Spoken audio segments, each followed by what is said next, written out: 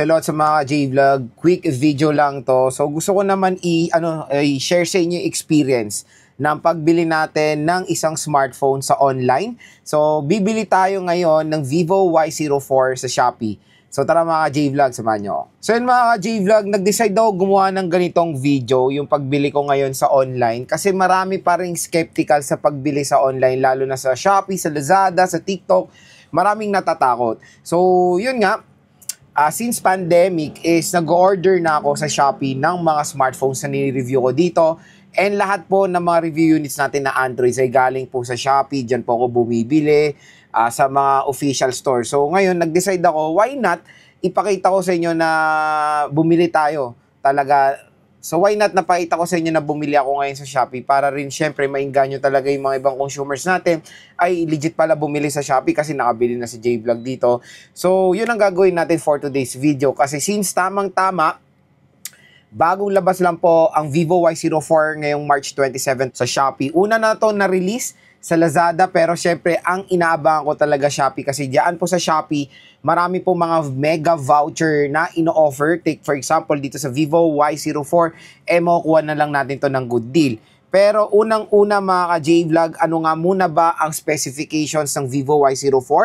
So ang specifications nitong smartphone na to, meron siyang 6.74 inches IPS LCD display na may resolution na HD Plus 720p. Meron siyang 9Hz screen refresh rate at sad to say naka-notch display siya. Sa OS out of the box, naka-Android 14 siya with FunTouch OS 14. Sa chipset, meron siyang Unisoc T7225 na 12 nanometer ang sukat. Meron tayong octa-core CPU na meron clock speed na up to 1.8 GHz and sa GPU nakamali G57 siya. Dual rear camera siya na meron 13 megapixel main camera and sa front-facing camera meron tayong 5 megapixels. So meron tong two variants, 4GB64 at 4GB 128. Pagdating sa battery, meron tayong 5,500 mAh na removable battery na support ang 15-watt fast charging rate. Ito maganda dito dahil in-explore ko na to sa Shopee. So yan, papakita ko sa inyo yung ating pagbili sa Shopee. So nandito ngayon tayo sa ating Shopee app.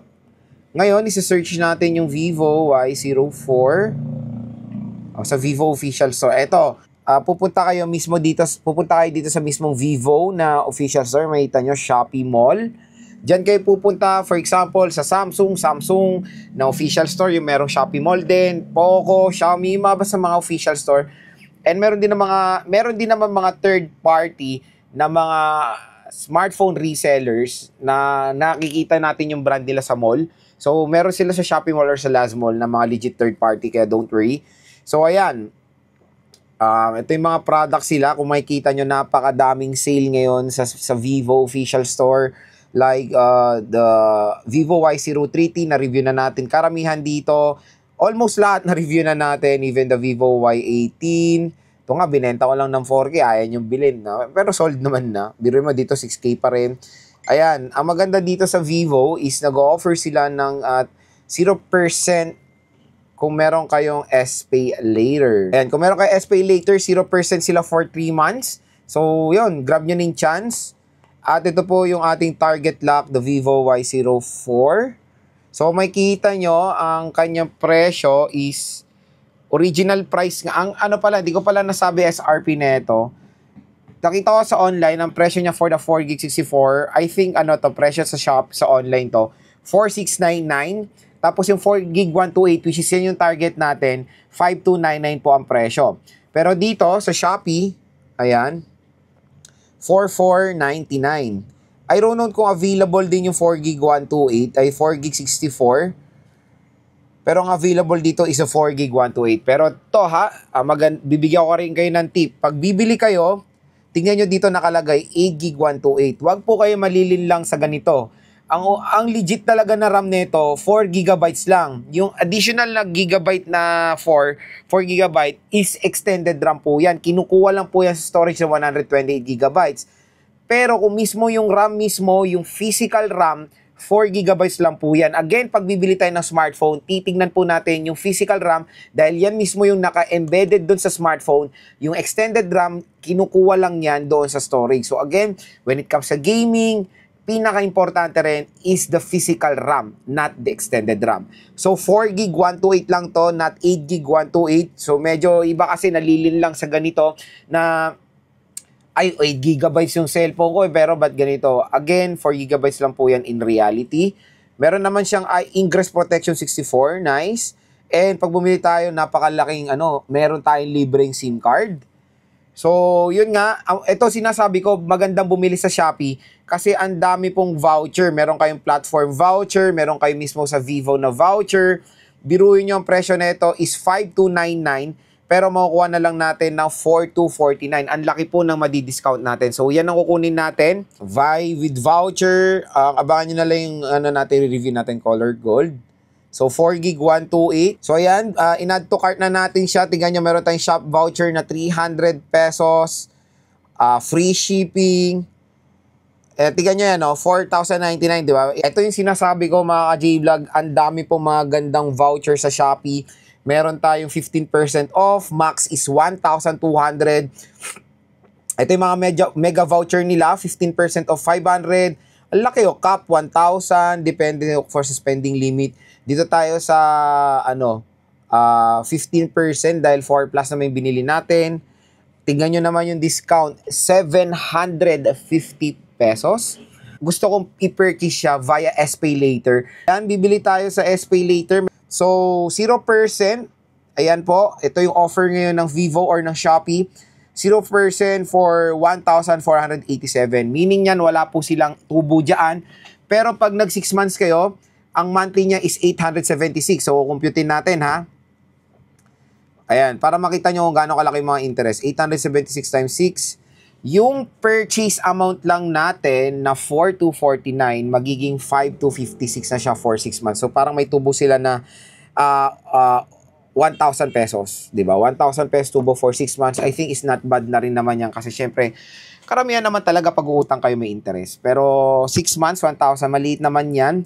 Pero kung meron naman kayong chance na makatipid or wala talagang interest at all, 3 months pwede nyo isagad yan for only 1,487 per month. Okay, so place order na natin. Yan yung ating mismong amount, 4,249. May libre tong SIM card. Na place order na natin. Okay, so enter ko na yung Shopee pin ko. Ayan. Okay na. So, nabili na natin, you paid 4,249, meron pa tayong available credit limit na 11,000 pesos.